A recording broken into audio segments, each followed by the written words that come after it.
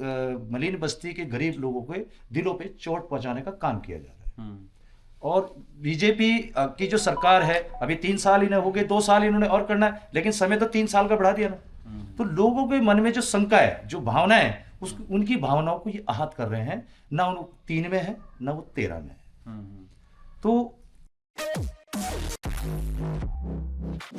आम आदमी पार्टी का आपने विधानसभा का चुनाव देखा है उत्तराखंड में, और कर्नल कोठियाल का चेहरा बनाया गया और पूरे उत्तराखंड में एक प्रचार किया गया कि आम आदमी पार्टी उत्तराखंड में कुछ सीटें निकाल सकती है।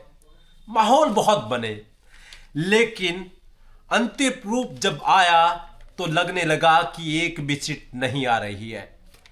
अब फिर दोबारा चुनाव है, और चुनाव है नगर निगम, नगर पंचायत, तमाम चुनाव यहां पर शहरों में और कस्बों में, क्षेत्रों में चल रहे हैं। और मैं इस क्षेत्र में हूं, देहरादून में। देहरादून का जो वार्ड है वो है 78 टनल रोड, और यहां पर बीजेपी, कांग्रेस, निर्दलीय और एक उम्मीदवार ऐसा भी जो आम आदमी पार्टी से है। उनका मैं अभी मैनिफेस्टो पढ़ रहा था, आप देखकर खुद भी चौंक जाएंगे, ऐसी ऐसी लाइनें लिखी हैं। अगर कोई आम आदमी अगर इसको पढ़े तो शायद प्रेरित हो जाए। अगर मैं पढ़ाऊं आपको, वर्षों से खाली पड़ी नगर निगम भूमि पर स्मार्ट स्कूल बनाने, बच्चों को शिक्षा दी जाएगी, फ्री शिक्षा दी जाएगी, स्मार्ट स्कूल बनाए जाएंगे, और उन जगहों पर जो कहीं ना कहीं सरकारी जमीन है उनको खाली कराया जाएगा। तमाम सारे सवाल हैं। और जो प्रत्याशी यहाँ पर हैं, रुखसाना राव, उनके पति यहाँ पर मेरे साथ में हैं। वो लगातार पैदल यात्रा कर रहे हैं, प्रचार कर रहे हैं, घर घर जा रहे हैं। साधारण से व्यक्ति दिखने में लग रहे हैं आपको, लेकिन सवाल तो इन्हीं से करूंगा मैं, क्योंकि वजह यह है ये उनके साथ में लगातार प्रचार में है और अपने परिवार की जो शान बान है उसको कहीं ना कहीं ये बनाने की कोशिश करेंगे कि भैया जो मैं साधारण व्यक्ति हूं और मुझे ऐसा वोट मिल जाए जिससे कि मैं इस क्षेत्र का विकास कर सकूं। यही बात है सर आपकी? जी जी ठीक है। अच्छा, आप मुझे सवाल का जवाब दीजिएगा। आप आम आदमी पार्टी में हैं, तो जो मैनिफेस्टो आपने बनाया है ये पार्टी की तरफ से है या आपका है? ये पार्टी की तरफ से है। ठीक है।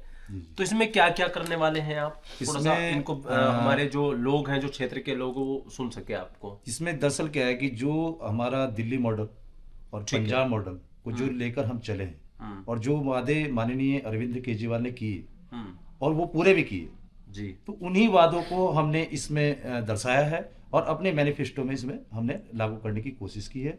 और हम आशा करते हैं कि माननीय अरविंद केजरीवाल जी जो कहते हैं वो करते हैं। यहाँ एक समस्या है सर, यहाँ पर देहरादून में मलिन बस्तियां हैं जी, और मलिन बस्तियों को लेकर अब 5-6 साल पहले भी बात कही गई कि जो मलिन बस्ती है वो नहीं हटेगी। उसमें सरकार ने कहा, सरकार के मुख्यमंत्री उस टाइम पे त्रिवेंद्र रावत जी थे, उन्होंने बयान दिया स्टेज से कि हम इसमें हाई कोर्ट में जाएंगे, हाई कोर्ट में जाकर इसमें हम टाइम लेंगे, और जो लोग जिनके घर टूटेंगे उनके लिए हम पहले मकान बनाएंगे, तब जाकर उनको शिफ्ट करेंगे। अब इसमें 3 साल का वक्त आ गया है, तो इसको आप कैसे देखते हैं? आप इसमें जनता को कैसे प्रेरित करेंगे कि वो 3 साल का जो वक्त बढ़ा है? सिर्फ और कुछ नहीं है, वोट की राजनीति है। और अगर उनको वहां से कहीं विस्थापित करते हैं तो उनका वोट भी तो विस्थापित हो जाएगा ना। अगर उनको फंसा के चलेंगे, उनको समय पे अब फिलहाल भारतीय जनता पार्टी की सरकार है, फिर यही मसला अगर अगली बार आम आदमी पार्टी की सरकार आती है और आएगी, लेकिन मैं कांग्रेस की बात करता हूँ, फॉर एग्जांपल कांग्रेस की आ जाती है, तो वो भी ऐसी अपने इनको बढ़ाते रहेंगे। तो ये सारा खेल वोट की राजनीति का है और एक मलिन बस्ती के गरीब लोगों के दिलों पे चोट पहुंचाने का काम किया जा रहा है। और बीजेपी की जो सरकार है, अभी 3 साल इन्हें हो गए, 2 साल इन्होंने और करना है, लेकिन समय तो 3 साल का बढ़ा दिया ना। तो लोगों के मन में जो शंका है, जो भावना है, उनकी भावनाओं को ये आहत कर रहे हैं। ना वो 3 में है, ना वो 13 में है। तो ये एक सोची समझी साजिश है, वरना सरकार चाहे तो उनको कुछ भी कर सकती है, ऑर्डर दे सकती है, मलिन बस्तियों को वहीं का वहीं सेटल भी कर सकती है ना। भाई उनको अगर करना है तो एक ऑर्डर पारित कर सकती है, लेकिन वो एक चीज को लेकर बार बार वोट की राजनीति कर रहे हैं और आम आदमी पार्टी इसका पुरजोर विरोध करती है। अच्छा, इसमें एक लाइन लिखी है आपने, वर्षों से खाली पड़ी नगर निगम भूमि पर स्मार्ट स्कूल बनाए जाएंगे, बच्चों को फ्री शिक्षा दी जाएगी। हाँ, ये फ्री शिक्षा वाला तो हमें पसंद आया, लेकिन नगर निगम की जितनी भी जमीनें हैं ज्यादातर उन पर केस हैं, या फिर तमाम बहुत सारी अभी केस, बहुत सारे, अगर मैं पन्ने खोलूं तो बहुत सारी चीजें चल रही है नगर निगम को लेकर, उस पर आप क्या कहेंगे? नगर निगम की भूमि पर जो वाद विवाद चल रहे हैं वो भी एक सोची समझी साजिश के तहत है, क्योंकि उसमें बहुत सारे नेता ही उसमें इन्वॉल्व है ना। उन जमीनों में उन जमीनों में वही है, सरकार के जो प्रतिनिधि हैं वही शामिल है उसमें। जब वो शामिल होंगे तो फिर तो उसमें केस ही होंगे ना, कि वो नहीं चाहते। वरना अगर कानून, हाई कोर्ट है, सुप्रीम कोर्ट है, बहुत सी ऐसी सुविधाएं हैं जो कानून की पालन अगर सही तरीके से करें तो नगर निगम की भूमि बाहर आ सकती है और समाज का उसका भला भी हो सकता है।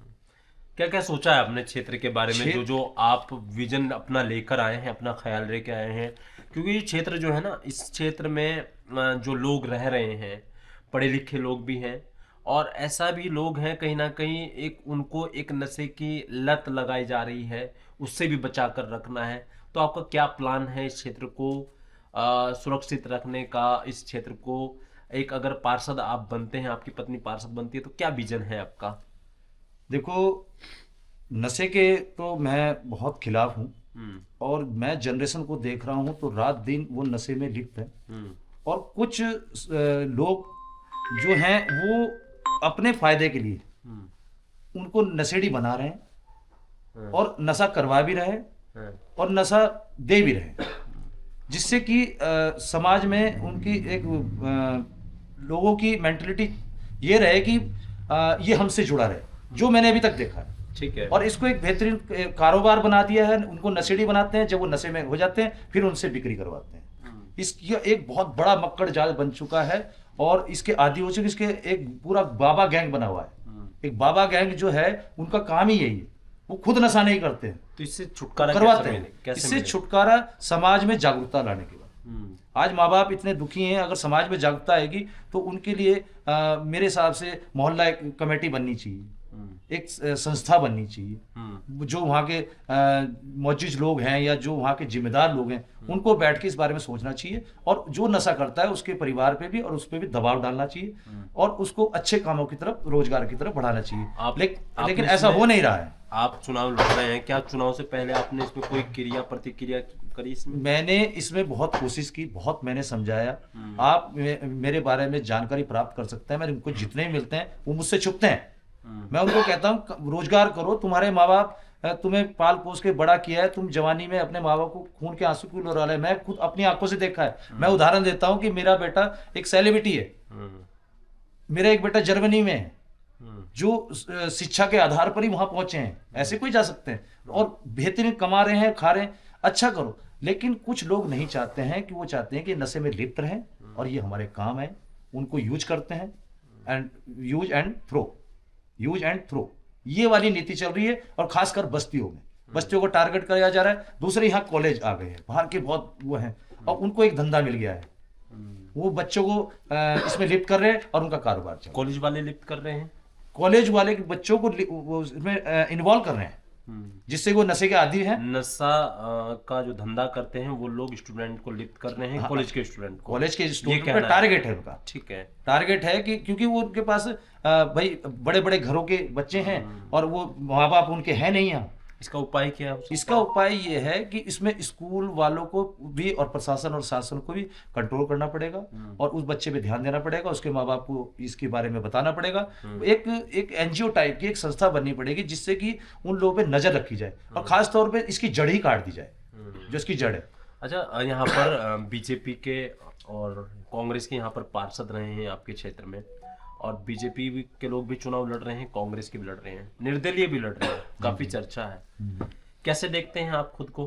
देखिए, आम आदमी पार्टी ने मुझे टिकट दिया, सबसे पहले मैं उनका शुक्रिया अदा करना चाहूंगा, और मैं लोगों से ये कहना चाहूंगा कि आम आदमी पार्टी एक शिक्षित पार्टी है, वो हुड़दंगी पार्टी नहीं है। जितने भी यहाँ हैं सब हुड़दंग कर रहे हैं, जहां भी मैं देख रहा हूँ खलबली मचा रखी है, पूरा गुंडा राज चल रहा है, और सुख शांति का कोई यहाँ पर वो नहीं है। चुनाव में लोगों को भरगलाया जा रहा है, और कोई दिशा निर्देश नहीं है। आम आदमी पार्टी शिक्षा, रोजगार, बिजली, पानी पर बात करती है, जिसका आप उदाहरण दे सकते हैं कि मैं आपको जब पार्टी स्टार्टिंग अपना स्टार्टअप किया तो मात्र 4 लोग, हमें पार्टी ने सिर्फ यही बताया है कि 5 लोग पंचायत होती है, पंच परमेश्वर पंचायत या सरपंच, 5 लोगों के साथ आप डोर टू डोर या अपने आराम से सुख शांति से बातचीत से अपने अगर चलेंगे तो आपको निश्चित जीत मिलेगी। और उसका सबसे बड़ा उदाहरण है कि पहली बार में ही आम आदमी पार्टी ने 28 सीटें दिल्ली में जीती थी। हुड़दंग करने से, हल्ला मचाने से, नशा पानी, दारू, इन चीजों से, नशा, इससे जिस चीज की शुरुआत ही नशे से होगी तो वो पार्षद आगे नशा नहीं करवाएगा तो और क्या करवाएगा। कैसे समझा पा रहे हैं आप लोगों को, क्योंकि अभी तक उत्तराखंड में कांग्रेस बीजेपी को देखा है या फिर निर्दलीय को देखा है, आप लोग खुद को कैसे प्रेजेंट कर पा रहे हैं यहाँ पर, और क्या आप भी जीत का दावा करते हैं कि हाँ ये कोई समीकरण आपका ऐसा हो जिससे कि आपको लग रहा हो कि मेरी जीत है? देखिए, मैं आपको ये बताना चाहता हूँ, करने वाला तो देखो ऊपर वाले की जात। मुझे ऊपर वाले पे इतना भरोसा है और मुझे लगता है कि अगर मैं सही हूँ और मेरी पार्टी सच्ची है या मैं खुद सच्चा हूँ। जनता का समीकरण क्या निकाला है? जनता का समीकरण क्या है कि कहते हैं कि उड़ते को सब देखते हैं, उड़ते को देखते हैं ना, लेकिन जब प्लेन रनवे पे होता है उसे कोई नहीं देखता। लेकिन प्लेन जब ही ऊपर जाता है जब वो रनवे पे चलेगा। हम रनवे वाली नीति पे चल रहे हैं, ये उड़ने वाली नीति पे चल रहे हैं। जब इनका टेक ओवर हो जाएगा और ये लैंडिंग करेंगे तो हम टेक ओवर होंगे। हमारी पार्टी की यही नीति है।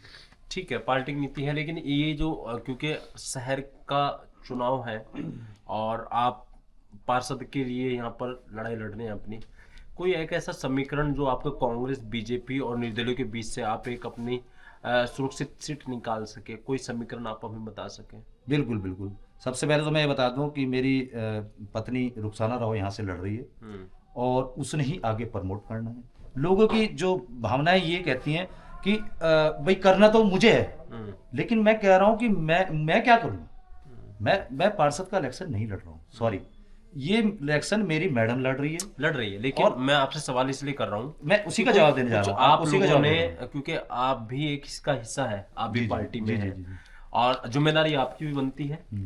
क्या समीकरण लगाया आप लोगों ने कि ये सीट हमारी निकल सकती है? आम आदमी पार्टी की नीतियों पर, अरविंद केजरीवाल की नीतियों पर विश्वास, ठीक है, जो भरोसा वो करते हैं, उसी बुनियाद पे मेरा समीकरण ये कहता है कि मैं ये सीट जीत रहा हूँ।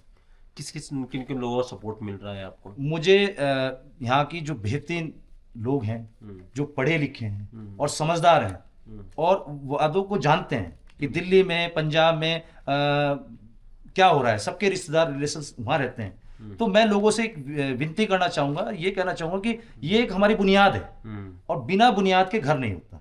आप हमारी बुनियाद रख दीजिए और ऊपर वाला चाहे तो हम आपको बेहतरीन सा घर बना के देंगे। ठीक है, एक अंतिम बात बोलना चाहता हूँ, कोई संदेश देना चाहते हैं आप क्षेत्रवासियों को?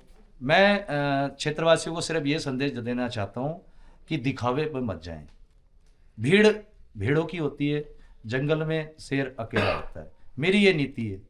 और भीड़ बनाना, भीड़ में जाना, झंडे डंडों से कुछ नहीं होता है। इनको देख के आप अपनी मेंटालिटी चेंज ना करें, सिर्फ ये देखें कि सामने वाला अपना आप में सक्षम है या नहीं है। सोच समझ कर वोट करें, अपने बच्चों का भविष्य देख के वोट करें। आने वाला समय तुम्हारा अच्छा हो सकता है या बुरा हो सकता है, ये सब देख के ही वोट करें। मैं अगर गलत हूं तो प्लीज मुझे वोट मत करें, क्योंकि माननीय अरविंद केजरीवाल खुले मंच से ये कहते हैं कि अगर मैंने गलत किया होगा तो आप मुझे वोट मत देना। वही मैं कह रहा हूं कि अगर मेरे अंदर कहीं कहीं आती है तो प्लीज आप मुझे वोट मत देना, लेकिन अपने वोट को जाया भी मत करना। तो मैं यही संदेश देना चाहूंगा और अपने बच्चों के भविष्य के लिए तमाम इन क्षेत्रों के बारे में दिखाने की हम कोशिश कर रहे हैं, प्रत्याशियों से मिलवा रहे हैं। और एक प्रत्याशी ऐसे भी हैं जिनकी वेशभूषा से आपको लग भी रहा होगा एक साधारण तौर से वो चुनाव लड़ रहे हैं, और हम कोशिश करेंगे आप तक उन लोगों को मिलवाने की जो कहीं ना कहीं घर से मजबूत नहीं है और वो चुनाव लड़ रहे हैं, पार्टियां उनको चुनाव लड़वा रही हैं। बहुत सारे ऐसे चेहरे मेरे जहन में हैं जिनको मैं दिखाना चाहता हूं। और आप जुड़े रहिएगा लगातार समाचार उत्तराखंड, समाचार इंडिया पर। आप देखते रहिएगा समाचार इंडिया।